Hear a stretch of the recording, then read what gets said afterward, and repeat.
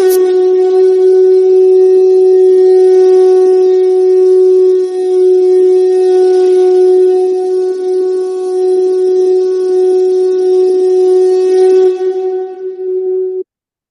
श्री गणपति नमः। श्री गणेश की वंदना कर दिन के स्वामी बुद्धदेव श्री गणेश तथा मां शारदे की आराधना कर इष्ट देव का ध्यान कर गुरुजनों को नमन कर अभिनंदन करते हैं आपका वरुण स्टो द्वारा प्रस्तुत आज के दैनिक पंचांग में। यह दैनिक पंचांग हम नित्य प्रस्तुत किया करते हैं और इसमें डेटा जो भी प्रयुक्त होता है दृग पंचांग से लिए जाते हैं, छवि तथा ध्वनि गूगल से ली जाती है और यह प्रस्तुति आप तक यूट्यूब के माध्यम से उनके सौजन्य से हम सफलपूर्वक पहुंचा पाने में समर्थ हैं। तो चलते हैं पंचांग की तरफ। जी हाँ, जिस तरह से पंचांग के 5 अंग होते हैं उसी तरह से इस प्रस्तुति के भी 5 भाग। पहला भाग पंचांग मुहूर्त और ग्रहों के गोचर से संबंध रखता है और इसी पहले भाग में से पंचांग और मुहूर्त को लेकर हम आपके लिए इस प्रस्तुति का नया तो इस प्रस्तुति का लघु रूप आपके सुझाव के अनुरूप हम अलग से नित्य प्रस्तुत किया करते हैं। दूसरा भाग सितारे। यहाँ सितारे बोलते हैं और सितारे छूट। तारा बलम इसका नाम है। चंद्रमा जिस नक्षत्र में होते हैं उसके अनुसार आज कैसा दिन लगने की संभावना है, यहाँ नक्षत्र के अनुसार। और तारा बलम मुख्यतः 9 तारा चक्र पद्धति पर आधारित है, जिसके अनुसार पूरे जीवन काल में विभिन्न ग्रहों के तथा विभिन्न नक्षत्रों के कैसे फल होंगे यह हम पूरे जीवन काल के बारे में किसी भी जातक का जान सकते। इससे चर्चा प्रस्तुति। तीसरा भाग जन्म राशि के अनुसार आज चंद्रमा जिस राशि में काम गोचर कर रहे हैं, जिस राशि में से आज से हमारे जन्म कुंडली में जिस राशि में चंद्रमा विराजमान है उसके अनुसार आज कैसा दिन करने के। यहाँ यह चंद्र बलम क्या था। चौथा भाग चौखड़िया, एक प्रकार का ज्योतिष शुभ और अशुभ काल दर्शाता है किसी भी कार्य को करने के। हम कोई भी कार्य करते हैं शुभता की अपेक्षा रखते हैं और यह उस कार्य को करने में शुभ अशुभ काल को बताकर हमारे कार्य की सिद्धि करता है, शुभता सुनिश्चित। विस्तृत चर्चा प्रस्तुत है। पांचवा भाग अंकों के अंक में जन्म लेकर हम अंकों के बारे में न जाने, अंकों को न समझें और अंकों को सही रूप से नहीं उसे उपयोग न कर पाए तो अंक हमारे लिए शुभ और अशुभ दोनों कार्य करते हैं। इसलिए अंकों जी हाँ अंक कार्य करते हैं, इसलिए अंक जो कार्य करते हैं उन्हें अंक को समझकर उन्हें सही ढंग से उपयोग करके हम पूरे जीवन काल में जैसे अंकों के अंक में जन्म लेकर अंक हमारे लिए तो हमारे मूल्यांकन भी करते हैं, हमारी जो उपलब्धियां हैं वो भी बताते हैं, साथ ही साथ हमारे लिए सकारात्मक और नकारात्मक प्रभाव करते हैं। इसलिए अंकों को जानकर अंकों को पहचान कर अंकों को सही ढंग से उपयोग करके हम अंकों की शुभता प्राप्त कर सकते हैं। साथ ही साथ अंक बोलते भी किसी भी तिथि माह के किसी भी तिथि को जन्मे जातक के लिए आज का शुभता के संदर्भ में क्या हो। इस प्रकार सारी प्रस्तुति आपके लिए काफी उपयोगी और हम संजो कर लाए हैं आपके लिए पूरी प्रस्तुति आपके लिए ज्ञानवर्धक, रोचक तथा उपयोगी बना। जाइएगा नहीं, हमारे साथ बने रहिए अंत तक, आपके लिए यह प्रस्तुति विशेष है। तो चलते हैं प्रस्तुति के आगे चलते हैं पंचांग के। जिस प्रकार पंचांग हमारे ये जीवन में महत्वपूर्ण भूमिका अदा करता है, केवल ये शुभ और अशुभ जाने का माध्यम नहीं है, यह हम सबके जीवन में शुभता लाता है। यह हम सबकी निर्णय क्षमता को सुदृढ़ करता है, आत्मबल बढ़ाता है। पंचांग प्रकृति और ब्रह्मांड की ऊर्जा के साथ संतुलन स्थापित करने में सहायक होता है, जिसके फलस्वरूप हम सबके जीवन में शांति, समृद्धि और सकारात्मकता का संचार होता है। अतः पंचांग का अनुसरण करके हम अपने जीवन को अधिक सफल और समृद्ध बना सकते हैं। साथ ही पुराणों में लिखा है पंचांग सुनने मात्र से गंगा स्नान तुल्य लाभ होता है, जिसके फलस्वरूप चूंकि माँ गंगा जलीय तत्व को प्रतिनिधित्व करती है और जन्म कुंडली में जलीय राशि जागृत होती है, वहां पर बैठे ग्रह जागृत होते हैं और जलीय राशि के स्वामी जहां भी बैठे हैं वो जागृत होकर ये सभी सुख। तो इस प्रकार आइए हम सब पंचांग का अनुसरण करें, पंचांग को सुने और सुनाएं और अपने जीवन में सुखता। साथ ही साथ साझा करें प्रस्तुति को अपने मित्रों, परिजनों तथा शुभेच्छुओं के संग, ताकि वे भी पंचांग को सुने, सुनाएं, अनुसरण करें और अपने जीवन में सुखता पाए। इसी के साथ हम प्रस्तुति के पहले भाग में चलते हैं, जो पहला भाग हमारा पंचांग से संबंधित। जी हाँ, पहले भाग में चलने के पूर्व श्री राम का नाम लेते हैं। श्री राम का नाम उच्चारण करते हुए श्री हनुमान, और जहां श्री राम रहते हैं वहां श्री हनुमान भी रहते हैं, तो श्री राम और श्री हनुमान का नाम उच्चारण करते हुए चलते हैं प्रस्तुति। जय श्री राम, जय श्री जय राम। स्वागत है आपका प्रस्तुति के पहले भाग।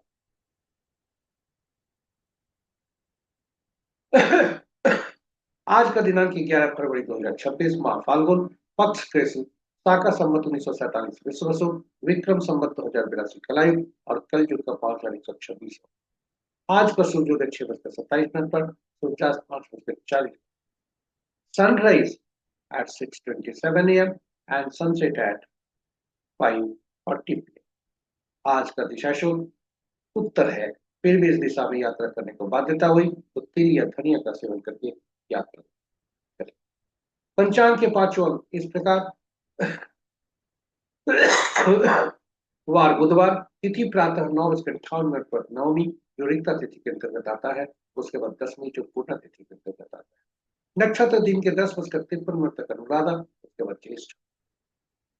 योग देर रात, नक्षत्र दिन के 10:53 तक अनुराधा, उसके बाद ज्येष्ठ। आज का दिन अनुराधा के चौथे पद से आरंभ होता है, जो कि दिन के 10:53 तक रहता है।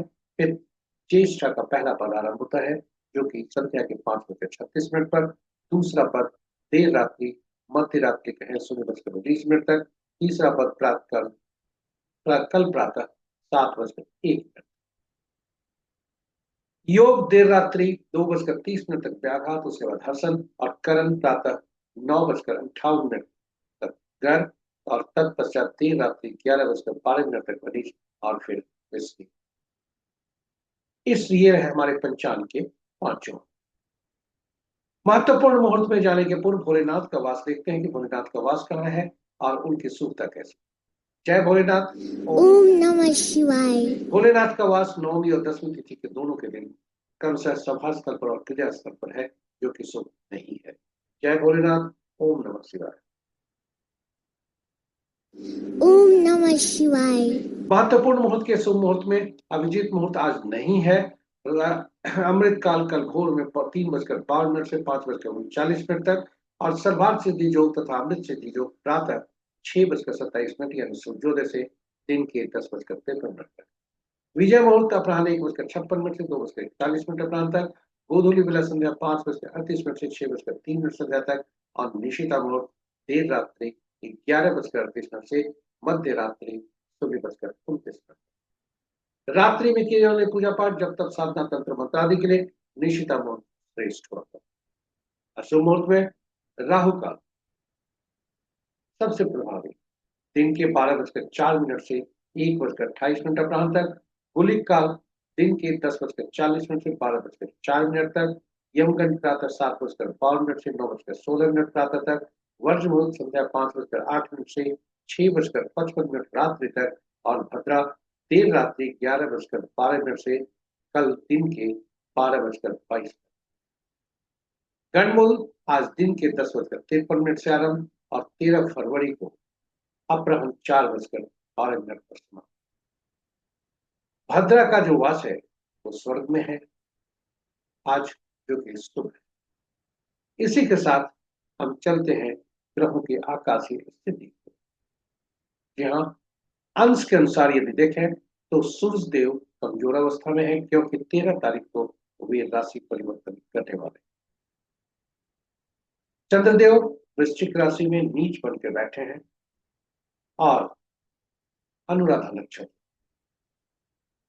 मंगल देव अस्त अवस्था में है, जो कि 25 अप्रैल को तक अस्त है।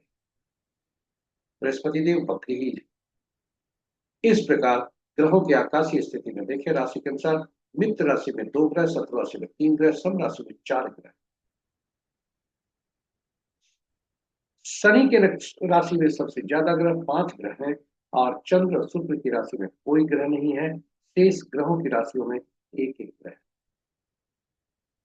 नक्षत्र के अनुसार यदि ग्रहों को देखा जाए तो मित्र नक्षत्र में 2 ग्रह, सम नक्षत्र में 4 ग्रह, और अपने ही नक्षत्र में बृहस्पति देव, शनि देव और राहु देव।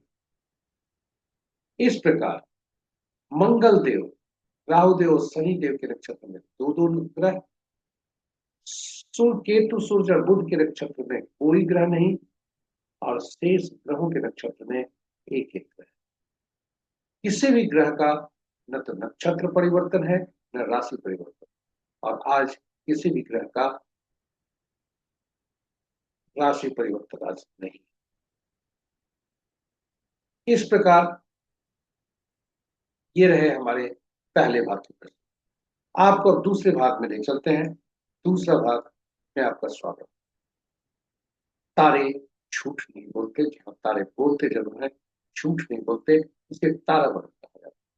चंद्रमा के गोचर से संबंध रखता है, और ये आज के बारे में बताता है, और आपके समक्ष विस्तार में प्रस्तुत है। उसके शब्द आप देखेंगे। ताराबरण के समक्ष जो नक्षत्रों के नाम है वह चंद्रमा के गोचर से संबंध, और ताराबरण के नीचे जो नक्षत्रों के नाम है वह हमारी जन्म पत्रिका में चंद्रमा जिस नक्षत्र में होते हैं उससे संबंध।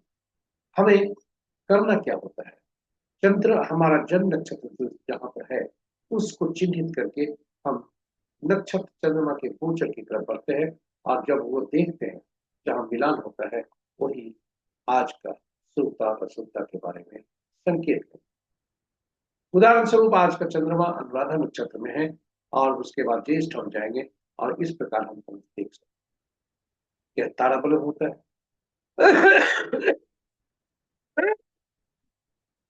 कुल 9 तरह के परिणाम हो सकते हैं। 9 ग्रह, 9 तरह के परिणाम आज का सितारा कह सकता है, संकेत दे सकते हैं। जन्म, संपत, विपत, क्षेम, प्रत्यय, साधक, नैधनी, मित्र आदि मित्र। और जब भी संपत, क्षेम, साधक, मित्र आदि मित्र में होगा, सूक्ता की तरफ इशारा करते हैं तारे, और कि ये कहते हैं कि आप दैनिक कार्य तो करें ही, नए कार्य का भी आरंभ कर सकते। वहीं जन्म, विपत, प्रत्यय और नैधन्य में यदि तारे रहते हैं तो दैनिक कार्य करने के प्रति सावधानी बरतने को कहते हैं, और साथ ही साथ नए कार्य को आरंभ करने से रोकते हैं। इसलिए यदि यह तारा आज का है आपका, तो नए कार्य को आरंभ न थोड़ा सा संयम करते हैं, और अति उत्साहित होकर अशुभ तारों को शुभ तारों में परिवर्तन करने का प्रयास न करें, जोखिम न लें।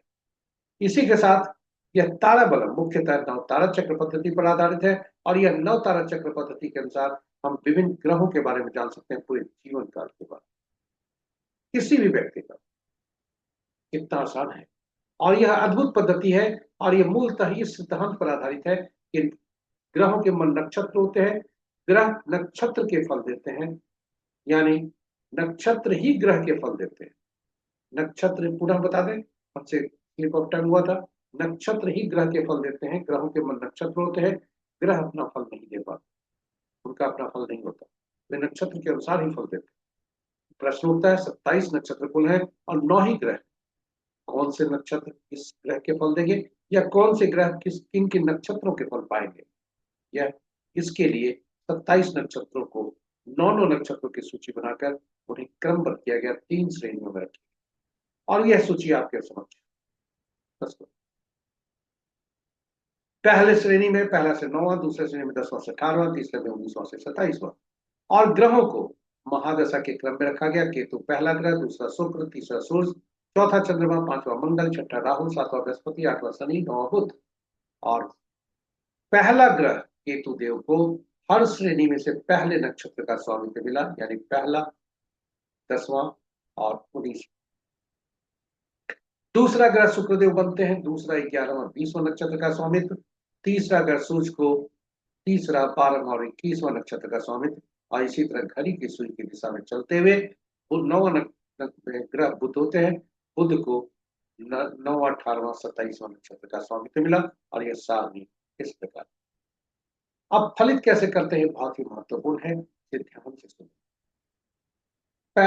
जिस नक्षत्र में हमारा जन्म होता है, हम उस नक्षत्र को इस सारणी में से चिन्हित करते हैं और उससे संबंधित ग्रह को देखते हैं कि ग्रह कौन सा है।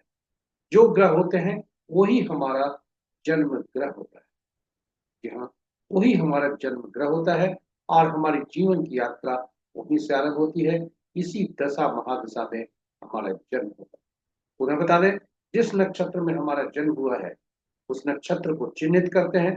वही नक्षत्र के जो स्वामी बने, जो ग्रह, उसी ग्रह के नक्षत्र में हमारा जन्म हुआ होता है, और उसी ग्रह के नक्षत्र में से दशा महादशा हमारा आरंभ होता है। जीवन की यात्रा वहीं से आरंभ। आपके समक्ष एक जन्म कुंडली हमने रखा है। आप देखें, इसमें शनि के नक्षत्र में जातक का जन्म हुआ है, और शनि के नक्षत्र में जातक का जन्म होने के साथ ही शनि की दशा के साथ ही आरंभ हुआ है जीवन की यात्रा। साथ ही साथ पिछले जन्म में भी इसी दशा महादशा में इस जातक के किसी की भी, हमारी आपकी कोई की मृत्यु भी हुई होती है। इसलिए जब भी हम विंशोत्तरी दशा देखते हैं तो दशा का बैलेंस जरूर बताता है, इतने साल, इतने महीने, इतने दिन, जो पिछले साल जो हमारे जन्म थे पिछले ये से वो भोग करने के लिए बचा हुआ था। इसलिए इस दशा महादशा में हमारा जन्म, तो यानी जिस दशा महादशा में हमारे पिछले जन्म में मृत्यु हुई होती है, उसी दशा महादशा में इस जन्म में भी हमारा जन्म होता है। इसलिए इस ग्रह को, जो पहला ग्रह होता है, उसे पीड़ा की श्रेणी में रखा,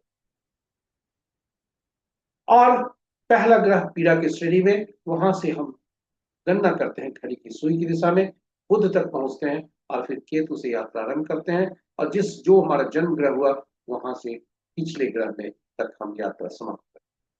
तो अब इस तरह से हम जान सकते हैं कि कौन से ग्रह हमारे लिए शुभ हैं, कौन से अशुभ। क्यों, कैसे? तो पहला ग्रह जो होता है पीड़ादायक होता है, वहां से पहला, तीसरा, पांचवा, सातवां ये पीड़ादायक, दूसरा, चौथा, छठा, आठवां और नौवां ये शुभ फलदायी होते हैं।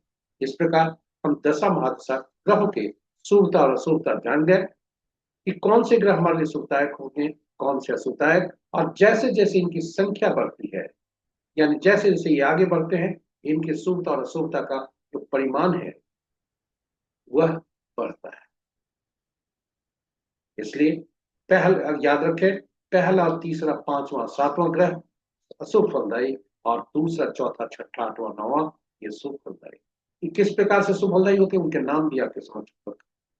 अब आप समझ लें कि यदि हम दूसरा ग्रह को चिन्हित करें जो कि संपत्ति के कारक हैं, तो जन्म कुंडली में बैठे दूसरा ग्रह जहां बैठेंगे, जिस भाव में बैठेंगे, जिस राशि में बैठेंगे, उससे संबंधित कार्य करने से हमारे जीवन में संपत्ति का लाभ होता है।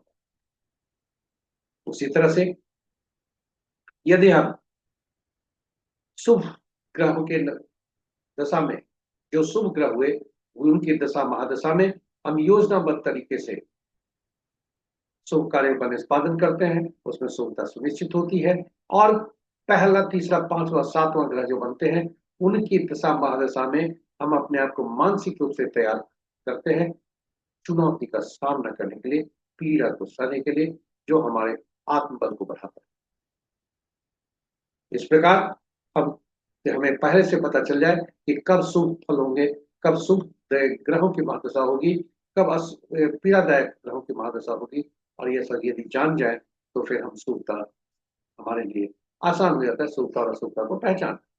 साथ ही साथ यदि जन्म कुंडली में बैठे ग्रह को हम पहचान सकते हैं, शुभ और अशुभ फल देंगे, उनसे उम्मीद वैसा ही कर सकते हैं। और नक्षत्र, शुभ ग्रहों के नक्षत्र में जन्मे जातक हमारे लिए शुभता साबित करेंगे, तो हमारे लिए शुभता लाएंगे।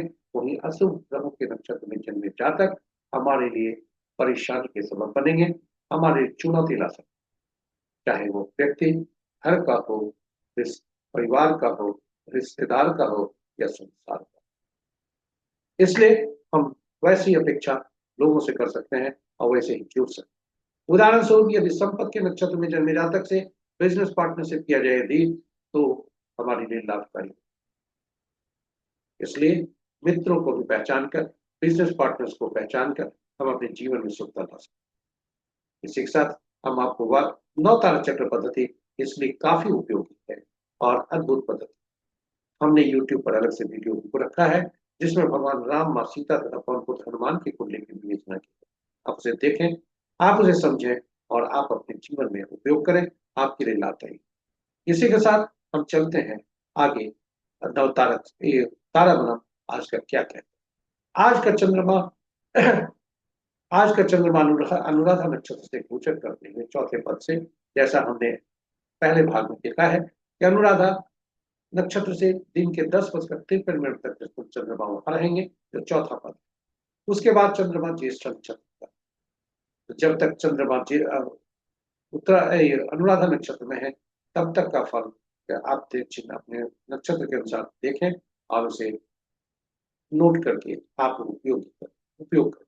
यदि शुभ तारा है आपके लिए अच्छी बात है, लेकिन यदि अशुभ है तो अपने आप को संयमित रखें और नए कार्य कारण न करें।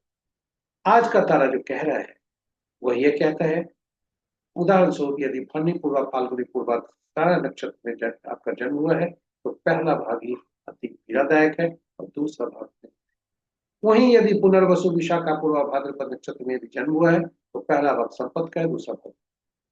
आज का दिन भरणी पूर्वा, फाल्गुनी या पूर्वाषाढ़ नक्षत्र में जन्मे जातक के लिए आरंभ की अवधि जब तक चंद्रमा अनुराधा नक्षत्र में है, और तत्पश्चात कृतिका, उत्तरा फाल्गुनी, उत्तराषाढ़ नक्षत्र में जन्मे जातक के लिए जब चंद्रमा ज्येष्ठ में जाएंगे दोनों अति पीड़ादायक है। जी हाँ, सावधानी बरतने की आवश्यकता। इसी के साथ उपाय के तौर पर जो हम किताबों में लिखा है कि शुभ तारा को अशुभ तारा को शुभ तारा कैसे बदले, लेकिन यह हम भी उपयोग नहीं किए, इसकी सलाह आपको नहीं देते हैं, क्योंकि इस भाग दौड़ की दुनिया में हमें समय नहीं है। शुभ कार्य को हम अगर थोड़ी देर के लिए रोक लें तो बेहतर है। हम शुभ तारों को अशुभ तारों को शुभ तारे में परिवर्तन करने का जोखिम न लें। ज्ञान के लिए, आपके नॉलेज के लिए हमने प्रस्तुति रखी, आप उसे देख सकते हैं किंतु उपयोग न करें, हमारा यही अनुरोध है। इसी के साथ हम आपको ले चलते हैं तीसरे भाग में। तीसरा भाग राशि से संबंधित। जी हाँ, वृश्चिक राशि में चंद्रमा नीच के गोचर कर रहे हैं और इसके अनुसार आज का दिन जिसे चंद्र फलन के अनुसार देखा जाता है, चंद्रमा जिस राशि में जन्म कुंडली होती है उसके अनुसार देखा जाता है, और उसके अनुसार आज का दिन आपका वृषभ, मिथुन, कन्या, वृश्चिक, मकर और कुंभ राशि के जातक के लिए शुभता के संकेत हैं। शेष राशि के जातक सावधान रहें दैनिक कार्यों में भी, और अति उत्साहित होकर कोई नया कार्य आरंभ न करें। इसी के साथ हम चौथे भाग में आपको लेकर आ रहे हैं। चौथा भाग चौघड़िया, एक प्रकार का बहुत ज्योतिष शुभ अशुभ का दर्शाता है। किसी भी कार्य को करने में इसका उपयोग किया जाता है, चाहे वह कार्य पूजा पाठ हो या हम पहली बार कोई कार्य करने चाहते हैं। यदि कोई व्यक्ति उचित मुहूर्त नहीं देखना चाहता या नहीं देख पाया हो तो कम से कम अपने कार्य में शुभता की चाह रखकर और शुभता सुनिश्चित करने हेतु कम से कम चौघड़िया चले। चौघड़िया की उपयोगिता को देखते हुए हिंदी और अंग्रेजी में हमने अलग अलग यूट्यूब पर वीडियो पोस्ट करके रखा है, आप उसे देख सकते हैं। आप उसे समझकर उससे ज्ञान प्राप्त करके उसका उपयोग करके अपने जीवन में सुख का सुनिश्चित कर सकते हैं। चौघड़िया की उपयोगिता काफी है। संक्षेप में यहाँ बता दें कि कुल 8 चौघड़िया दिन के होते हैं, 8 चौघड़िया रात के, किंतु सप्ताह के दिन साथ ही होते हैं, इसलिए चौघड़िया को साप्ताहिक दिनों से जोड़ने के लिए इनका नामकरण 7 चौघड़िया का हो, और इसलिए पहला जो चौघड़िया हुआ करता है वही अंतिम चौघड़िया होता है, दिन का भी और रात का। इस प्रकार चौघड़िया का संबंध साप्ताहिक दिनों से हो जाता है, और साप्ताहिक दिनों के स्वामी अलग अलग ग्रह बनते हैं जिनमें विभिन्न कार्य करने के लिए अधिकृत किए गए हैं, विभिन्न उद्देश्य के लिए वे उपयुक्त हुआ करते हैं, विभिन्न प्रयोजन के लिए वे फलदायी होते हैं। इस प्रकार ग्रहों का अलग अलग कार्य निमित्त हो जाता है। ऐसे में चौघड़िया का भी संबंध साप्ताहिक दिनों से उनके ग्रह तीनों के स्वामी से और उनके स्वामी उन ग्रहों के से निमित्त कार्यों से भी हो जाता है, और इस तरह चौघड़िया की उपयोगिता बढ़ता है। जब भी हम चौघड़िया देखें तो यह जरूर सुनिश्चित कर लें जिस चौघड़िया का हम उपयोग करने जा रहे हैं पहले सुनिश्चित हो लें कि कहीं वह चौघड़िया अशुभता से अधिव्याप्त तो नहीं है, क्योंकि यदि चौघड़िया अशुभता से अधिव्याप्त होती है तो उसे उस चौघड़िया का फिर परित्याग करना चाहिए। दिन में चौघड़िया राहु काल, काल बेला और बाल बेला से ग्रसित हो सकता है, और रात्रि का चौघड़िया काल रात्रि से। इस प्रकार 4 तरह की अशुभता हो सकता है एक एक चौघड़िया 2 अशुभताओं से भी अधिक व्याप्त। हमने अनुभव के आधार पर पाया है कि सूर्यदेव का प्रभुत्व दिन में रहता है, इसलिए दिन का चौघड़िया जो होता है, क्योंकि सूर्यदेव का प्रभुत्व रहने के कारण और शनि देव उनसे नाराज होने के कारण, जो उनके पुत्र होते हैं शनि देव नाराज रहते हैं, इसलिए शनि का चौघड़िया प्रतिदिन काल बेला से ग्रसित होता है। वहीं रात्रि का जो चौघड़िया होता है, रात्रि में प्रभुत्व चंद्रमा का, और चंद्रमा के पुत्र बुधदेव चंद्रमा से नाराज, इसलिए चंद्रमा बुध का चौघड़िया प्रति रात, बुध का चौघड़िया प्रति रात काल रात्रि से ग्रसित। तो इस तरह से हमने अनुभव के आधार पर जो पाया है, इस प्रस्तुति को देख पर करते करते किताबों में कहीं नहीं पढ़ा है अभी तक, तो इसलिए आपके साथ हम साझा करते हैं। अब देखते हैं आज का चौघड़िया क्या कहता है। आज का चौघड़िया दिन बुधवार का लाभ चौघड़िया से दिन आरंभ, लाभ चौघड़िया से दिन समाप्त, और काल चौघड़िया जो दिन की प्रातः 9:16 से दिन के 10:40 तक है, वह काल बेला से ग्रसित है। और रोग चौघड़िया जो 12:04 दोपहर से 1:28 अपराह्न तक है, वह राहु काल और बाल बेला से ग्रसित है।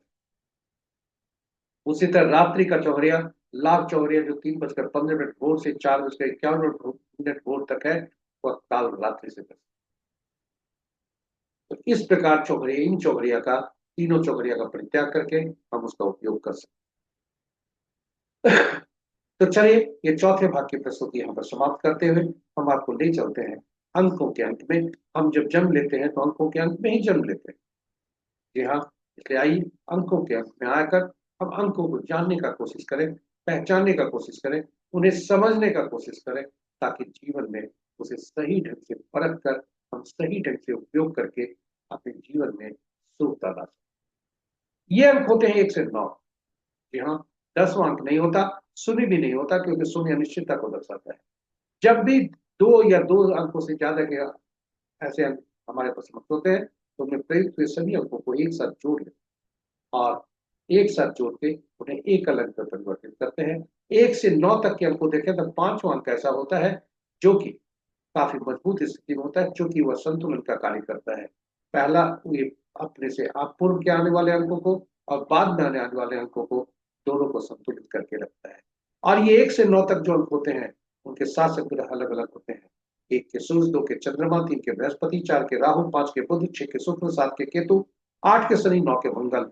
और इन ग्रहों के जो तत्व होते हैं, वह अलग अलग तत्व होते हैं, सभी के अलग अलग इनके गुण होते हैं, अलग अलग ऊर्जा होती है। इसलिए हर अंक के उनके ग्रहों से संबंधित गुण, तत्व और ऊर्जाएं होती। कोई जन्म तिथि में, हमारे जन्म तिथि में कोई अंक यदि मिसिंग है, तो वैसी स्थिति में उस अंक से संबंधित जो ग्रह है, उनके तत्व, गुण और ऊर्जा की कमी हमें पाई जाती है।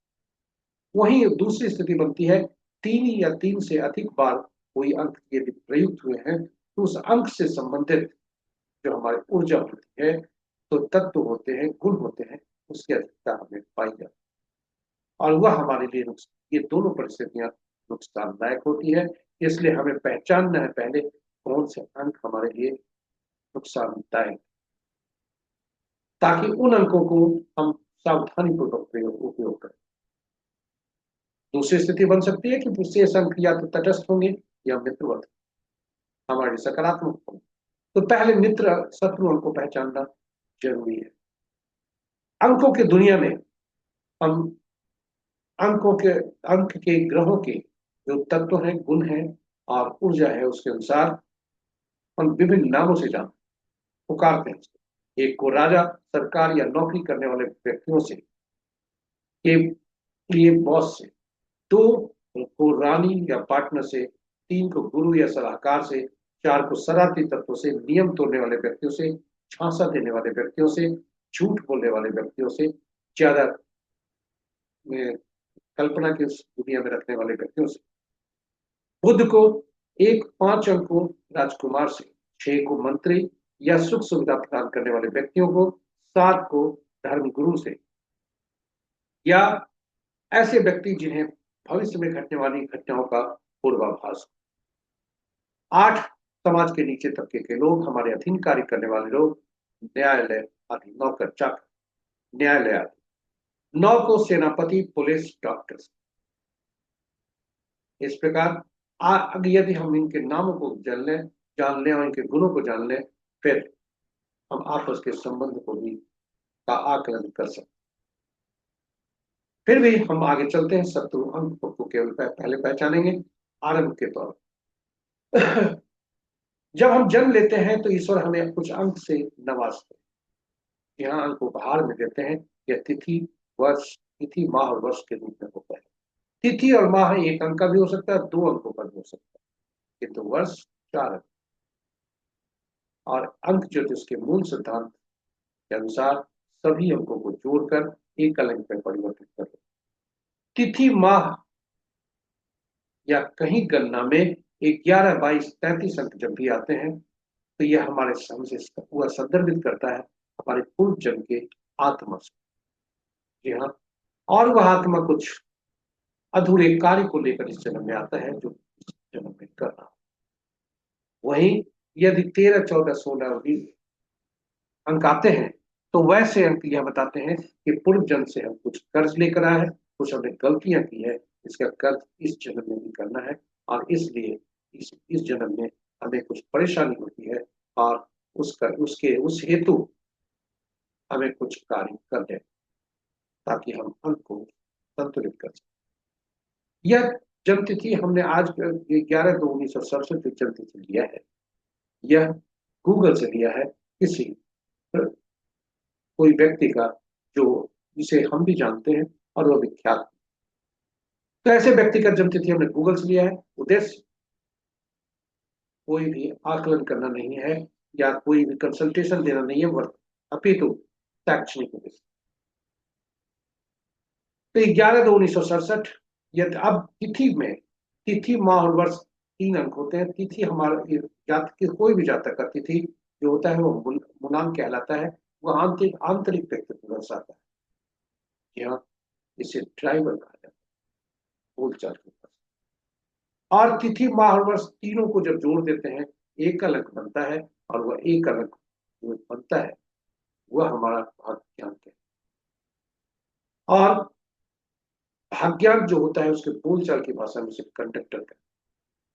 कल्पना कीजिए ड्राइवर और कंडक्टर बस का यदि है, और यदि दोनों में शत्रुता है तो बस का चलना मुश्किल हो जाता है।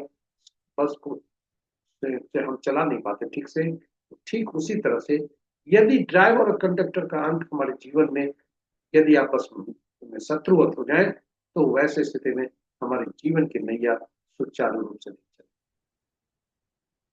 स्ट्रगल रहता है। इसलिए सबसे पहला काम है ड्राइवर और कंडक्टर को आपस में तालमेल कराना, क्योंकि पूरा अंक ज्योतिष उसी ड्राइवर और कंडक्टर पर होता है। उसी पर आधारित है। तो ड्राइवर और कंडक्टर आपस में मित्रवत हूं या तटस्थ हूं, किंतु शत्रुवत नहीं। और यह शत्रुवत यदि है तो ऐसे अंक को खोजा जाता है जो दोनों के मित्र हों, ताकि दोनों के में आपस में तालमेल करा सके। दूसरी स्थिति बनती है जब ड्राइवर और कंडक्टर आपस में मित्र हों। कल्पना कीजिए और किसी पड़ाव पर ड्राइवर ऐसे कुछ बस पर सवारी हो गए जो कि ड्राइवर कंडक्टर के शत्रु हैं। तो वैसी स्थिति में वहां से बस का चलने में बाधा हो। बस चलती है किंतु बाधा होती है। ठीक उसी प्रकार हमारे जीवन में हम कुछ अंक को ऐसे ले आते हैं जो कि ड्राइवर और कंडक्टर का शत्रु अंक हो, तो वैसी स्थिति में हमारे जीवन में वहां से बाधा होती है। और अंक ज्योतिषी यही काम करते हैं कि कब से अंक लाए हैं नया, कब से कोई कोई कौन सा अंक आपके लिए दुश्मन अंक बन के आ रहा है। यदि हम इसको जान जाए, फिर हम खुद अपने आप को संभाल सकते हैं और जीवन की नैया को सुचारू रूप से चला सकते हैं। तो तिथि, माह और वर्ष का अंक आपने हमने बताया। साथ ही साथ अब हम देखेंगे कि कौन से इनके अंक मिसिंग है, कौन से अंक इनके ज्यादा बढ़ रहा है। यहाँ आपको बता दें, तिथि और पुनः बता दें, तिथि मूलांक होता है, तिथि माह और वर्ष भाग्यांक होता है, जिसे क्रम क्रम से ड्राइवर और कंडक्टर कहते हैं।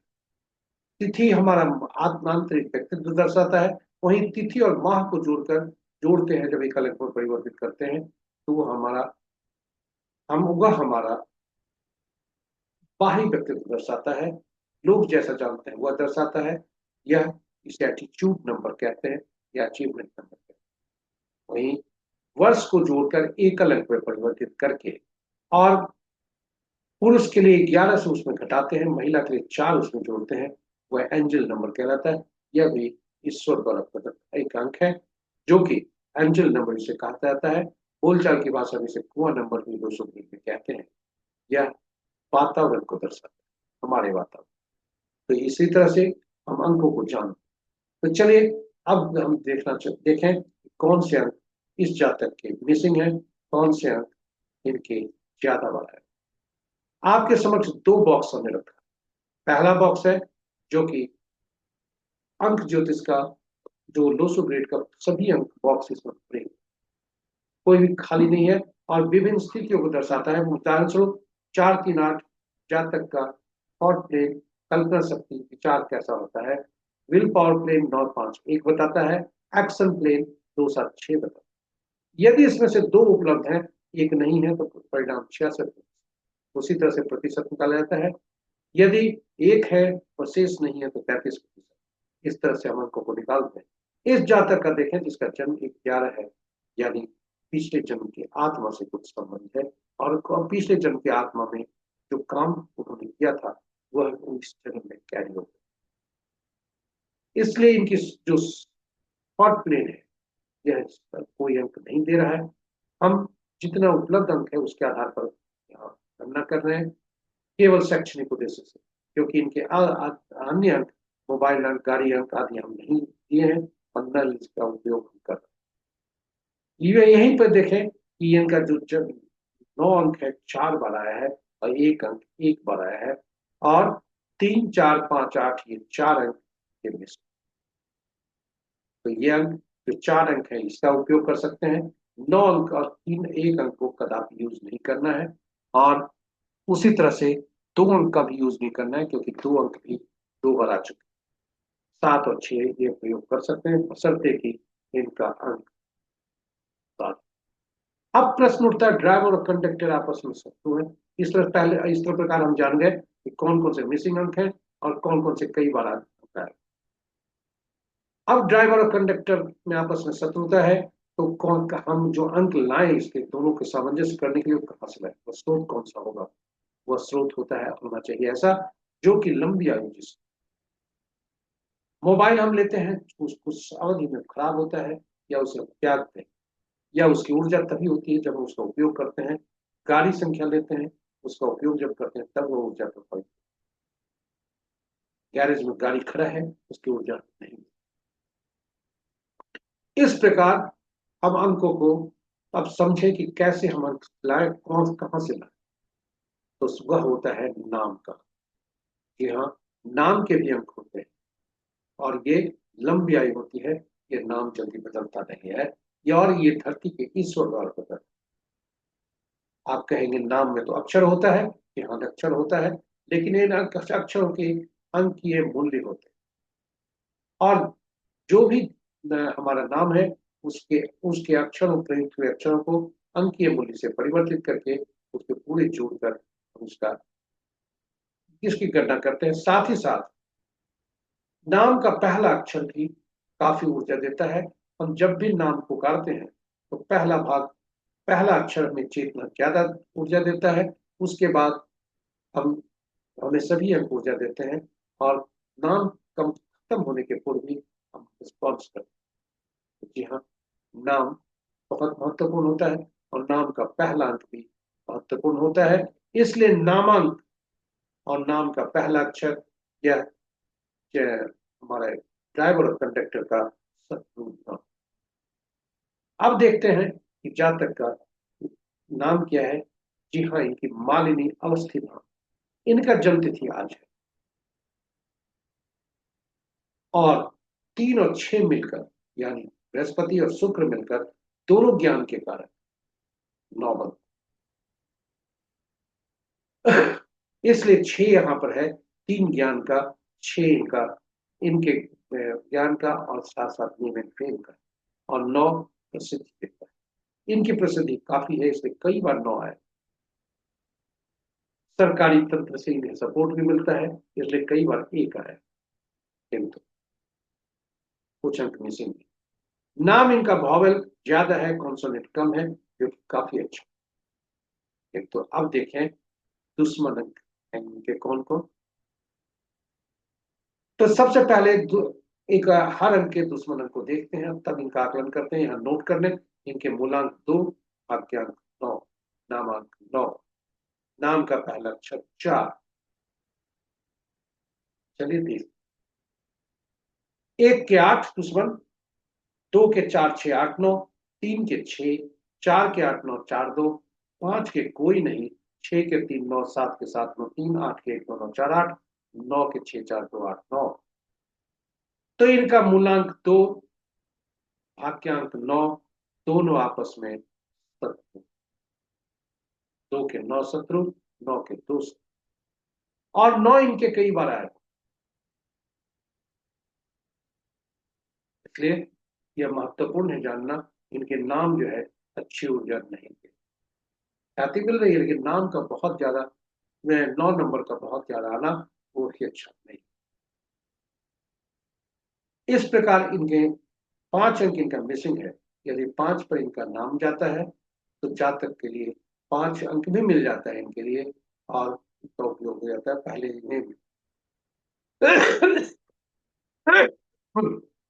मालिनी अवस्थी मैडम को जन्म तिथि की बधाई देते हुए, इन्हें 5 अंक यदि मिल जाता है तो 5 अंक, नाम 5 पे जाता है तो काफी इनके लिए लाभदायी होता है। वहीं नाम का पहला अक्षर भी आप देखें, वह भी इनका शत्रु अंक बनता है, मूलांक और भाग्यांक दोनों का। और कुछ अंक ऐसे होते हैं जो एक दूसरे के शत्रु, अपने के ही शत्रु होते, 4 4 का, 7 7 का, 8 8 का, 9 9 का। इसलिए इन अंकों का पुनरावृत्ति मोबाइल में आदि में, घर में, गाड़ी में न हो तो बेहतर है। हमने आपके समक्ष अक्षरों का, हर अंक के दुश्मन अक्षर भी हमने लिखा है, यानी उदाहरण स्वरूप जिसका मूलांक 2 है, उनके नाम का पहला अक्षर D M T U P W F P नहीं। यह नवजात शिशु के लिए आप जब नामकरण करते हैं तो यह सुनिश्चित करने के लिए हमने यह रखा है आपके उपयोग। अब अंत में, जी हाँ, यह साल कैसा बीतेगा, और यह साल कैसा बीतेगा यह तो आप देखने के लिए आप देखें, यह साल इनको वह अंक दे रहा है जिनका बेसिक अंक, यानी रनिंग एज भी 5 दे रहा है, और कंडक्टर भी। इसको कैसे निकालते हैं, इसके लिए जन्म तिथि को में से वर्ष को निकालकर वर्तमान वर्ष को उसको रिप्लेस करते हैं, फिर सभी अंकों को जोड़कर आज इस वर्ष का अंक, वर्षांक निकलता है। तो ये देखिए 11/2/2026 इनका वर्ष जो पर्सनल ईयर है 5 दे रहा है, अंक 5 दे रहा है, और 5 जो है इनका जो रनिंग एज भी है वह भी 59 है, जो कि 14 बनकर 5 दे रहा है। इससे दोनों 5 5 है, दोनों एक दूसरे के मित्र हैं, किसी के शत्रु नहीं है 5 अंक, इसलिए यह वर्ष इनके लिए बहुत अच्छा है। तो ये इस तरह से अंक कैसे कार्य करते हैं, अंकों को कैसे कार्य करते हैं, यह हमने चर्चा की। और इस प्रकार अंक को समझकर, अंकों को हमने समझा, अंकों को हमने जाना, और अंकों को सही उपयोग कैसे किया जाए यह हम जाने। अंक कार्य करते हैं, ताकि अंक को हम सही ढंग से उपयोग करके उन्हें सही ढंग दिशा में कार्य कराएं तो हमारे लिए सत्ता ही। अब अंक आज की क्या आप बोल रहे हैं विभिन्न तिथियों को, जो किसी भी माह के विभिन्न तिथियों को जन्मे जाते हैं, या आज का अंक 5 बनता है, यहाँ नंबर बोलते हैं, आज का अंक 5 बनता है, और ये 5 अंक, जैसा हमने आरंभ में भी देखा, ये किसी के भी दुश्मन नहीं हो, ये संतुलित हो। 9 अंक के साथ दुश्मनी नहीं, तटस्थता रहे, इसलिए किसी भी माह के 9, 18, 27 तारीख को जन्मे जातक, 9, 18, 27 तारीख को जन्मे जातक के लिए आज दिन साधारण होंगे। 4, 13, 22, 31 और 8, 17, 26 तारीख को जन्मे जातक के लिए दिन अति उत्तम होंगे। और शेष जातकों के लिए, जो शेष जातक है जिनका जन्म 1, 10, 19, 28, 2, 11, 20, 29, 3, 12, 21, 23, 6, 15, 24, 7, 16, 25 को हुआ है, उनके लिए दिन उत्तम हो। इस प्रकार हम बोलते, तो इस प्रकार हमारी प्रस्तुति यहाँ पर समाप्त होती है। आशा करते हैं पूरी प्रस्तुति आपके लिए उपयोगी सिद्ध होगा, ज्ञानवर्धक भी रहा होगा और रोचक। आप हमारे साथ बने रहे इसके लिए बहुत बहुत धन्यवाद। यदि पूरी प्रस्तुति को देखने के क्रम में यदि आपके मन में कुछ सुझाव आया है जिससे इस प्रस्तुति को हम बेहतर बना सकते हैं और उपयोगी बना सकते हैं, देर न कीजिए, यूट्यूब के कमेंट बॉक्स पर कमेंट जरूर। और अंत में